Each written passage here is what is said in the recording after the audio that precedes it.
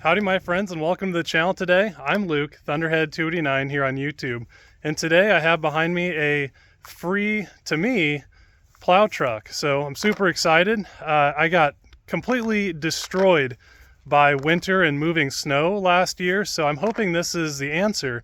A good friend of mine, John, I did some work on his panel truck, and I kind of, just told him in passing how I've just gotten obliterated by winter, and he had this sitting out back. It's been his spare unit, and he was kind enough to surprise me with it and gift it to me here. So now I had worked on this thing the other day, but it was windy and rainy and just freezing outside. And so I just went for the low-hanging fruit, and that wasn't the answer, but this is why I love YouTube. One of you commenters noticed something that I didn't, and we're gonna get into it here, but I'm sure you were right. So I very much appreciate the comments, because oftentimes, they can catch stuff that someone like me just might not catch on my own, or at least not right away. So I'm much indebted to you, and you know who you are. So this plow truck, he had bought another one and he had two, and just a great dude. Okay, so it drove across town and up on the trailer, but now that it was dropped off here after the trailer ride, it doesn't run. So really quick, we're going to try and start it and move it out of here. I got some carb cleaner here and a multimeter, and just see what might have went on. I'm just checking if the thing is flooded here. Got it held to the floor. Now it's windy out here, so I'm just going to make this brief, but we're going to go for the low-hanging fruit here first, and just maybe it might have ran out of fuel. Otherwise, I'm going to pull the ignition wire off the HEI. Well, just go on the ground and see if it's getting power. So here we go again.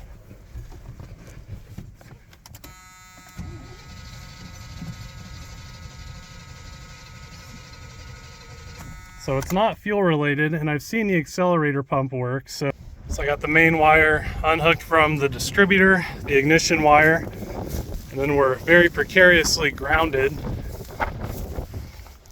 Get in here out of the wind. So key on, we do have power. How about when cranking? And so it just kind of seems like to me that it doesn't have any spark. We know we're getting power to the ignition. We basically bypass the carburetor by spraying carb cleaner in the thing. So now I have a plug wire that goes up here. Awful windy. It's now grounded to the windshield wiper, and if I can slide my hand in here, we can get a good look at that guy. I don't think we have any spark.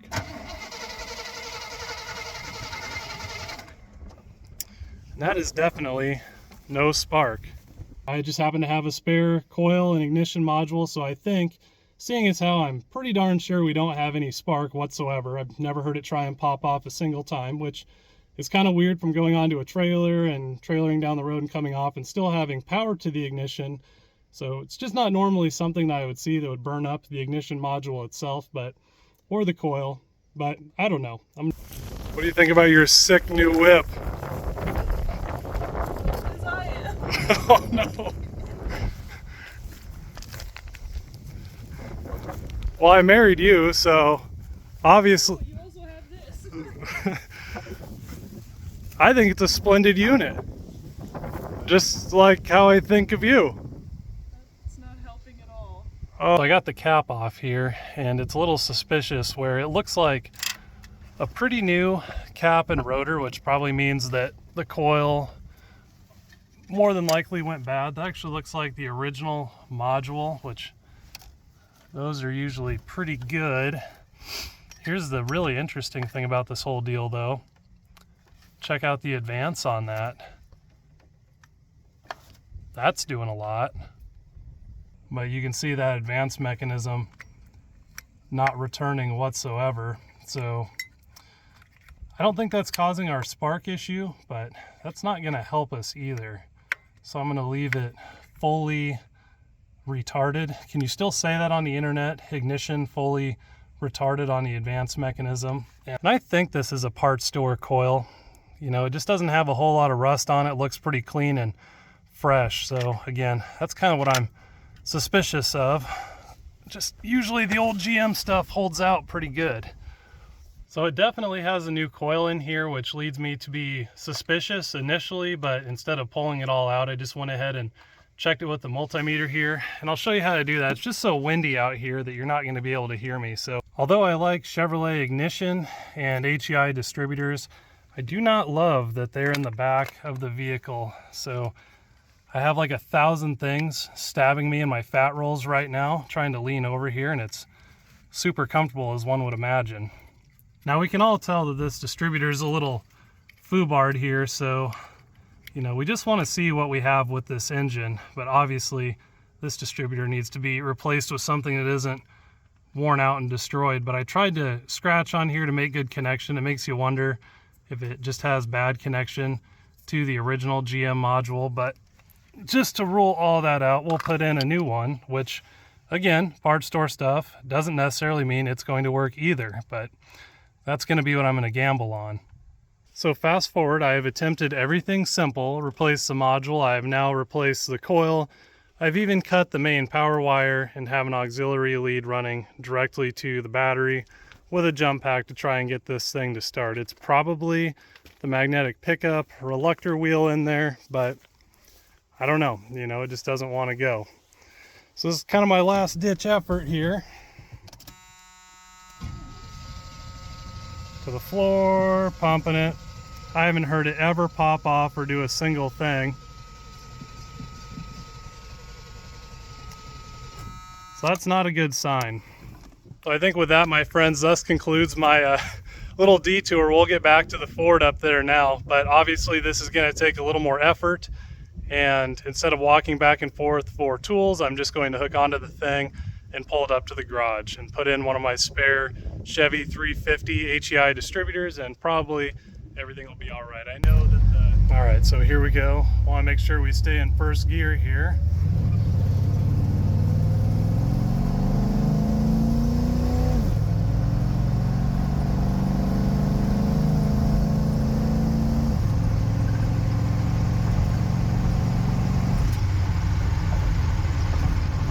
Mildly frightening, but boy, does it get out of its own way.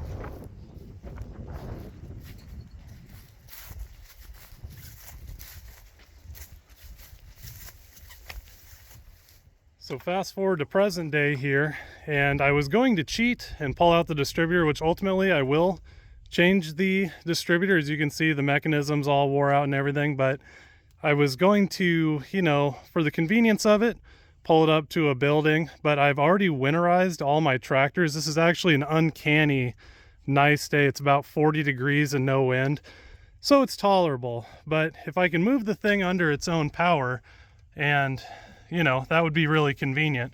Now, one of the commenters noted something about the distributor cap that I missed, where basically the ground lug inside of the cap that grounds the coil is not hooked up, and we'll look at that here in a second. But previously we noted that it's a new cap, and so as they said in the comments, which I believe is that they forgot to transfer the ground lug, or it fell out or something. So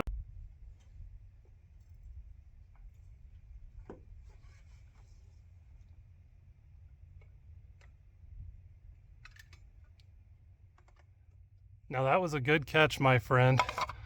In our previous video, I basically tried to hotwire the thing. I ended up actually changing the ignition module down there, and I changed the coil. And then, it was pretty suspicious when I didn't get anything. I've never had the magnetic pickup on an HEI go bad. Not that it's impossible, and this one is the most rusty one I've ever seen, but that just didn't add up. So if you look in here, it was pointed out that the ground lug to the coil was missing, and that it is. Can't argue with facts.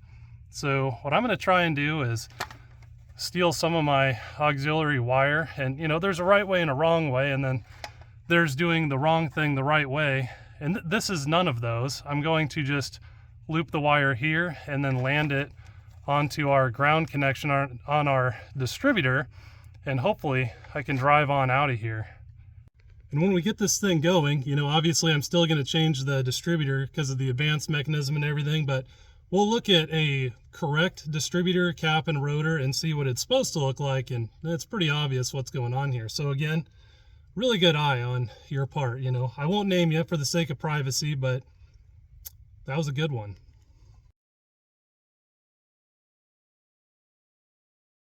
Nothing but the finest and precision engineering here. I don't want you guys to feel self-conscious, because this is obviously some prime unparalleled work here, but I just wrapped a wire around the ground lug. So, you know, again, we're missing the factory ground lug. I cut the wire from the connector that goes down here to the distributor and basically bypassed the connector and went right to the coil. So effectively it's grounded, or that connection has been made where previously there's no way it was. So I'm going to button all this back up, if you can even call it that, and see if we have spark. And some exposed cap action there, but it shouldn't cause us any issues. So hopefully the module didn't get burned up, or the coil with the ground wire, but we'll soon find out here. So we're grounded there on the cowl, and that is not a good sign.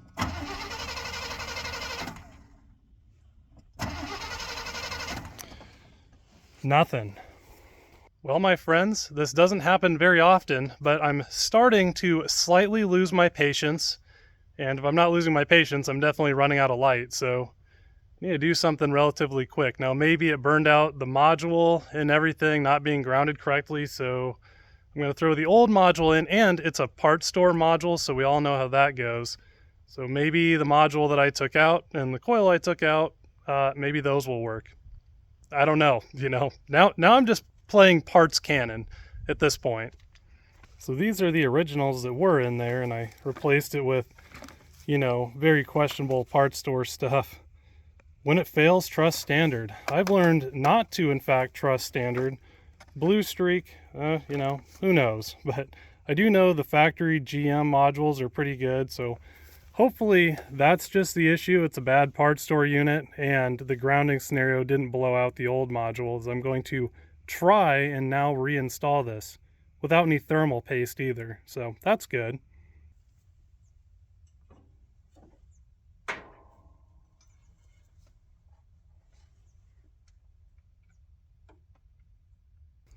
All right, chaps, this is my last ditch effort here. I put the original module back in, so took the standard unit back out, which if this is the case, I'm going to be pretty disappointed, because this was my backup module for the Maverick. So I don't know what to think about that if it works, but we got it grounded here, giving her the old reach around. Oh, for God's sake. Well, the plug's definitely sparking. The engines and the wipers are on, interesting. And it's running, what do you know? So, son of a gun. Listen to that thick cam she has. That's because we don't have cylinder 1 hooked up. Runs pretty good on 7 cylinders. I'm sure there's a joke there about Chevrolets, where something about them being used to it, but I won't make it. Maybe I just did indirectly, but come on, get out of there. I don't need you. Yeet. Oh, I'm excited now. That was a hard-fought battle. That felt pretty unnecessary, to be honest. All right, she's on 8 now. So, kind of reluctant to shut it off, but we did. Come on, hands. Dang. That is what you call a runner, ladies and gentlemen. We'll take that. Sounds pretty good.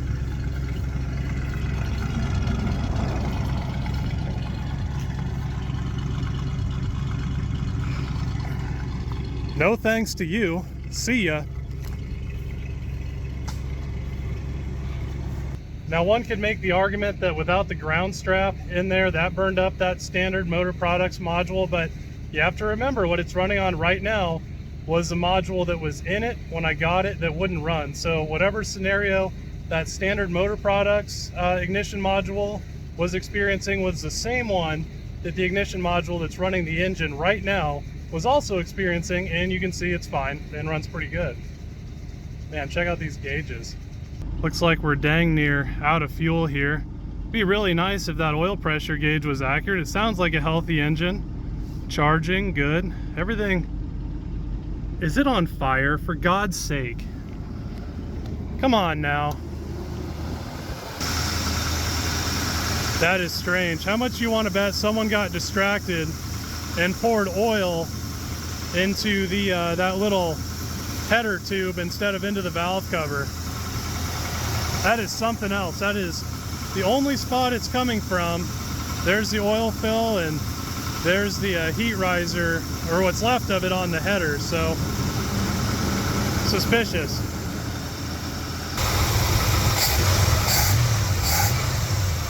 It's like it's on forever choke. Oh, that would probably do it. Getting smoked out pretty good. Just gonna casually shove that back in there and hope it stays. Get all this tomfoolery out of here before it falls in the fan.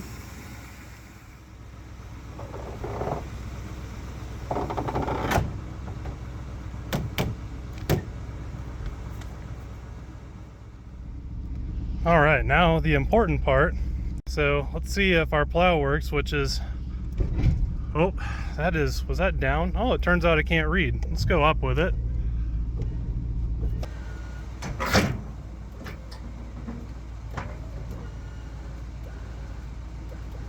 Seems like we might have something a little cattywampus with flipping the blade this way, or rather going back. It goes this way fine, but it won't return, so I'm not going to beat on it too much. Beggars can't be choosers. We're looking pretty good so far, but I have to look into something there. Let's see if we can drive down the road and put her in gear. All right, my friends, here goes nothing. Ooh, it goes into gear. That's reverse. Are we going to move? Moving. All right. Drive. Power steering works. You know, I guess I expected everything.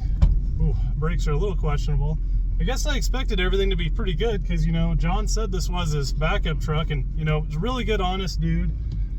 I don't think the ignition thing was his fault. It probably somehow worked without that ground and then burned up, I suppose, right when it got here, as bad luck would have it. But whew.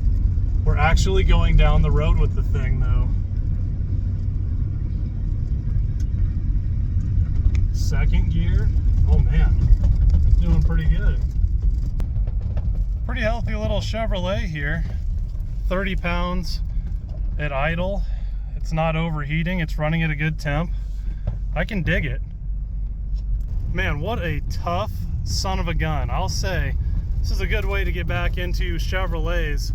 I've owned a lot of Chevys through the years. I think since I've been on YouTube, y'all have just really never seen any of them.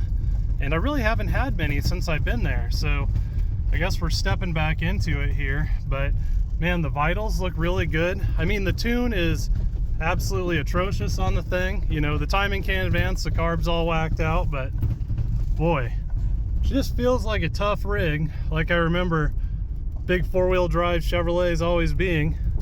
Oh man, it just has like no power with that timing. But she's a runner, so I think we can get her there. And more opinionated.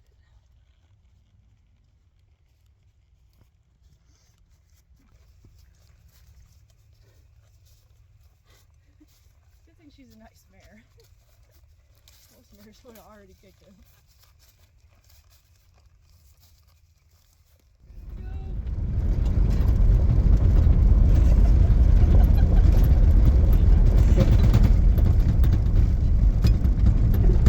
What is he doing?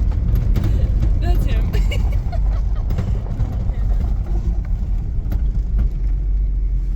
Holy cow, look at that hole. He's got himself a cave. I'm not going to push my luck here. I'm gonna pull this thing in where I can work on it easier. As you remember, the advance mechanism doesn't move at all. So whatever initial timing is, vacuum advance is foobar. So, you know, it very likely has just static timing, which is not a good thing. So I have other options, but now we can get this thing somewhere where I can actually work on it without freezing to death, which is a plus.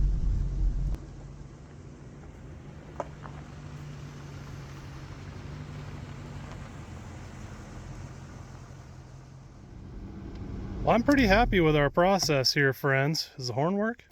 Oh man, oh that's a loud sucker. So I think this truck just wants to live. I mean, if you look at this thing, it is beat to heck, pretty darn rusty. A little look inside here, you know, it's not all that bad really. We're not going to talk about the mouse that ran between my feet when I was driving the thing, but you know, big surprise. But I mean, the seats and everything are pretty good. You know, ooh, it's even got a third row. I didn't even realize. So if, you know, Miss Thunderhead ever wants to have children, obviously we're all set up. She would probably kill me if we tried to drive somewhere with this thing. But I don't know, is this my ignorance here? I don't know how to open this deal, so I guess I'll figure that out. And it might be a little foobarred, I don't know. Again, it did take a pretty good shot from a tree, so all things aside, pretty neat. I can dig it. Just see how bad of a lick it took, especially, where's my finger at? Especially in the back here. But she's got a lot of life left in her, I think. Transmission shifts, engine vitals look good. It could use a good tune for sure, but has really good tires on it. So I can dig it. Count that as a win in my book. So obviously I'm going to get a distributor in the thing, go through the carb, maybe put a carb cheater on this thing, get it all set up for winter here, which is only a few weeks away before the snow starts flying. So I need to get to work. So I hope you enjoyed my little side quest here. And if we learned anything, it's that through this experience, you can get parts from the parts store and they can be bad right out of the box. So, you know, the old GM module is back in there. And obviously the truck runs great. It was a grounding issue with something. I'm really not sure how all that transpired, but anyway, and again, I always appreciate your guys' comments, because without those, you know, that might have taken me a little while to figure out, or I might have just said the heck with it and just swapped distributors and never noticed, you know. It's just not something that you would normally see. Definitely not a wear scenario. So anyway, thanks again, guys. And John, thank you very much. I dig the rig, and I think it's going to work out really good. And it's probably going to save me from my trials and tribulations that I went through last year. So with that, I'll catch you guys for the next one. And hopefully we'll be seeing this thing moving some snow and probably other shenanigans.